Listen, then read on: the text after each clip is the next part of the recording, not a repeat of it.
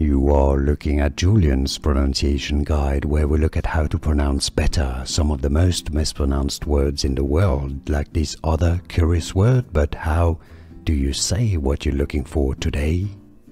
Let's learn how to pronounce this brand name for more confusing fashion, design, luxury brand names that are confusing and too many people get wrong. Make sure to stay tuned. We've got them all here. That's a name from Italian. Max Mara. That's your Italian pronunciation here. If you cannot pronounce Italian and roll the R, you can simply say Max Mara. Mara. That's your English pronunciation here from Italian. Max Mara. And now you know.